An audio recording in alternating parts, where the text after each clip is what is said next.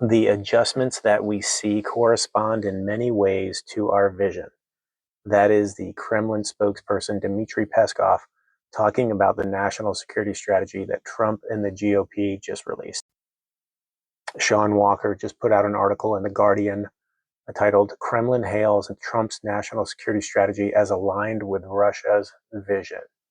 Moscow welcomes White House document critical of the EU as talks to end the Ukraine war enter a key phase. And it goes on to talk about how the national security strategy that Trump and the GOP released, it criticizes the EU and says Europe is at the risk of civilizational erasure, aka less whiteness, while making clear the U.S. is keen to establish better relations with Russia. The Kremlin spokesperson, Dmitry Peskov, mentioned again how happy they were that the Trump administration appears to be in favor of dialogue and building good relations. However, he warned that the supposed U.S. deep state, those guys again, could try to sabotage Trump's vision, the bad guys who want Ukraine to win against our adversary. This is as we're in another key phase of the Ukraine-Russia negotiations. Zelensky is supposed to be at Downing Street in the UK on Monday to meet with the UK Prime Minister, the French President, and the German Chancellor to talk about solidifying support as they go through this 28-point peace plan, which was basically a Russian Kremlin wish list that was put out by Putin. And Rubio and our guys who were negotiating put this forward and said this is what the peace plan should be, and it was a Russian wish list.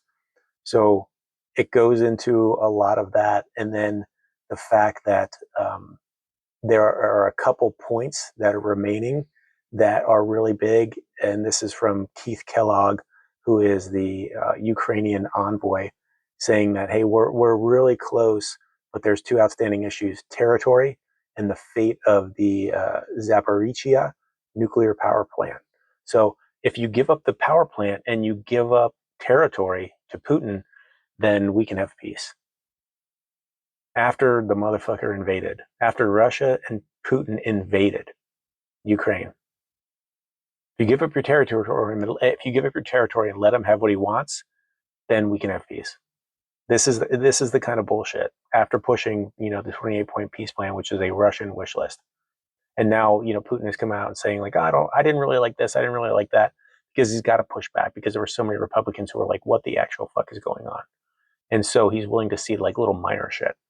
Yeah. So this rolls into also the point that Trump's son, Donnie Jr., apparently was at a forum in Doha, of course, on Sunday, saying that Zelensky was deliberately continuing the conflict for fear of losing power if it ended.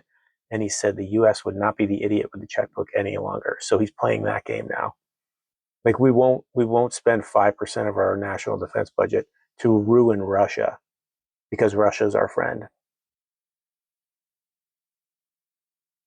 Like we were backing the biggest winner against one of our biggest adversaries, and because Trump and his family and the GOP will take money from whoever they can get, now we're pulling back, so that he can make money, so that the billionaire can make more money and not piss off his friends who probably have more tapes that he doesn't want released.